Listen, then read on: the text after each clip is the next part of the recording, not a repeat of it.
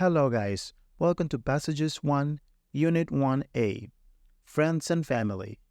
In this unit, we are going to talk about personalities, phrases to describe past and future changes, verbs followed by gerunds, and expressions to agree and disagree. Let's begin. These are some personality types. Friendly and outgoing. A person who loves meeting new people and is always cheerful and sociable. Strong and independent. Someone confident who can take care of themselves and make their own decisions. Laid back and relaxed. A person who takes things easy, doesn't stress much, and enjoys a calm atmosphere. Kind and generous. Someone who likes to help others and share what they have. This person cares about people. Honest and sincere. A person who tells the truth and means what they say. This person values honesty. Shy and reserved. Someone who prefers to stay quiet and observe, especially in social situations. Wild and crazy. Someone full of energy who loves trying new and exciting things. Calm and cool. A person who has the ability to stay composed or control in stressful situations. Neat and tidy. Someone who likes things organized and clean. This person pays attention to details. Useful expressions to describe changes. Past changes. Habits. I used to play with my friends, but I have to work now. Personality. I used to be shy, but I love talking to people now. I think I've become more sociable. Likes and dislikes. I used to love rock, but I prefer to listen to rap these days. In the first examples, we have past changes, things that we used to do or things that were true in the past, but in the present, they are not anymore. In the first example, we're talking about habits or past routines. It says that I used to play with my friends. That was something that happened frequently in the past, but it's not happening anymore. And why it's not happening anymore? Because now I am working, so that is a change in my habit. In the second example, I am talking about my personality. I used to be shy, but now I am not shy. I am more sociable because I like to talk to people. And in the third example, we're talking about likes and dislikes or preference. It says that I used to love rock, but I prefer to listen to rap these days. So in the past, rock was my favorite kind of music. But in the present or these days, it is not. These days, I prefer to listen to rap more than rock. To talk about future changes, we can use would like to or be interested in. For example, for habits, I'd like to spend more time with my family. In this case, it means that right now, you are not spending time with your family, but you would like to in the future. That is a change that you would like to have in the future. To talk about personality, I'd like to be more independent. It means that you are not independent right now, but you would like to be. And in the last one, likes and dislikes, I'm interested in playing soccer. These days, or right now, I am not playing soccer, but I have an interest. I would like to play soccer because I am interested. So that is something that I want to change because right now I'm not playing soccer, but I would like to. Verbs followed by gerunds. In English, some verbs are followed by gerunds, which are verbs that end in ing and act like nouns. For example, Sandeep enjoys going out with his friends on weekends. My sisters avoid walking in the streets alone at night. In the first example, we have the verb enjoy. And because we have enjoy followed by another verb, the verb that is after enjoy needs to be conjugated in the gerund form, which is going for go. In the second example, my sisters avoid walking in the streets alone at night. The verb avoid is the one that it needs to be followed by a gerund. For the verb walk, we use walking. Enjoy is going, avoid walking, because after enjoy and after the verb avoid, if you mention another verb, the verb needs to be conjugated with ing, with the gerund form. Some verbs are followed by gerunds. For creating sentences in which you include gerunds, you need a subject plus a verb plus a gerund plus a complement. For example, Jessica avoids swimming in the river close to her house.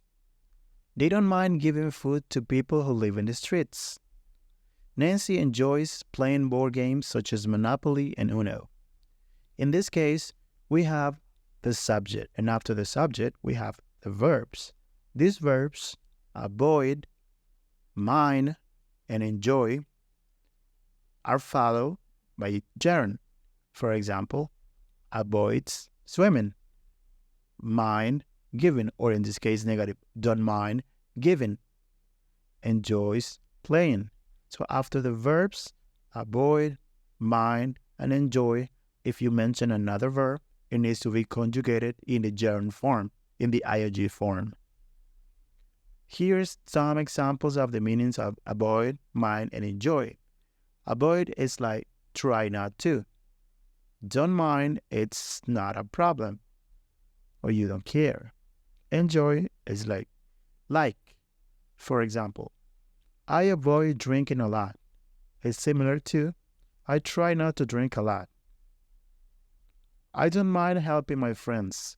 It's like it is not a problem helping my friends. I enjoy dancing in the club. It's similar to I like to dance in the club. Expressions or verbs containing prepositions are usually followed by gerunds. This is the formula to follow. Subject plus verb plus preposition plus gerund plus complement. For example, Amy insists on being an actress even though her mom doesn't like it. Caesar's into learning how to draw and paint like a professional artist. Troy and Miko feel like visiting their friends in the United States.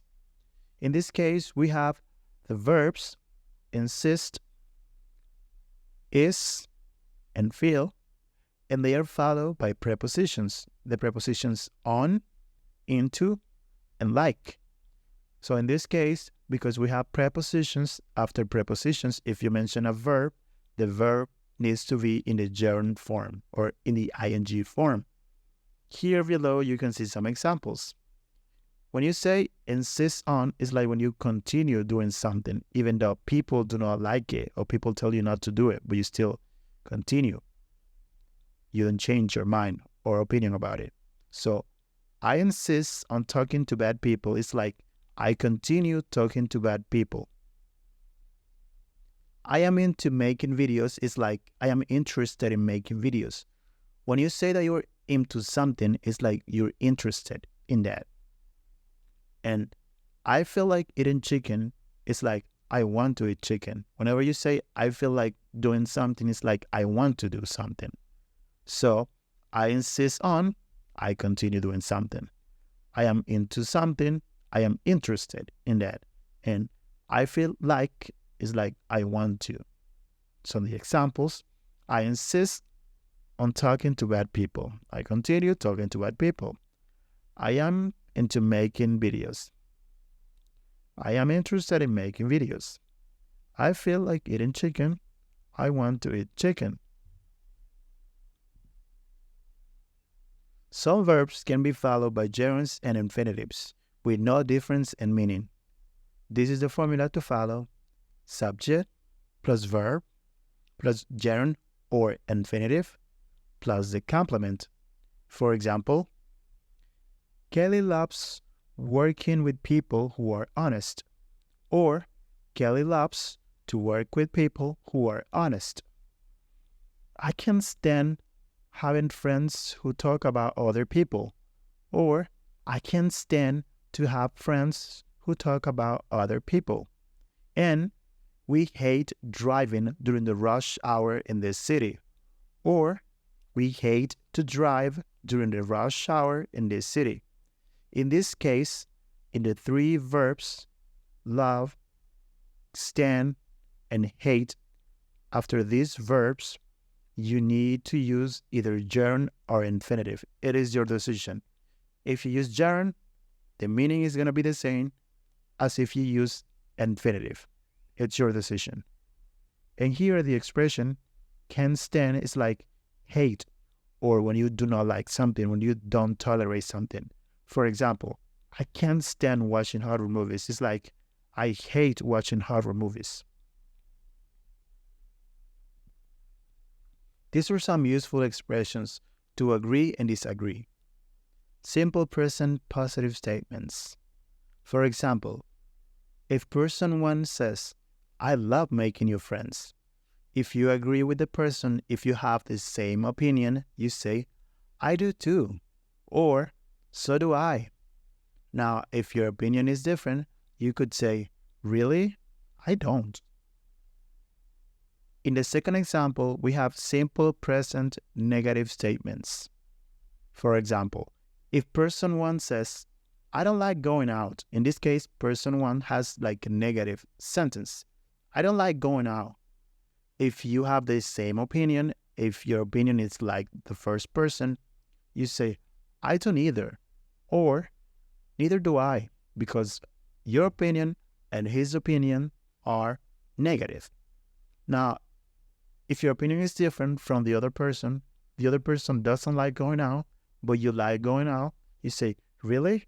I do, because you do. The other person doesn't, but you do. So you have different opinions. To be, positive statements. In this case, we have the verb to be. If person number 1 says, I am very shy. If your opinion is the same, or if you are in the same situation, if your personalities are similar, you could say, I am too, or so am I. Now, if your opinions are different, or if you're not in the same situation, if your personality is different, you could say, I am not like that, or that's not true for me, or really, I am not. Or you could also say, I'd say I'm more of a sociable person. Now, in the last example, we have to be negative statements for negative sentences. If person number 1 says, I am not an organized person, and then you say, I am not either, or neither am I. That means the first person is not organized, and you are not organized either. Your opinions are similar, or your personalities are similar, because you are not organized, and the other person is not organized either.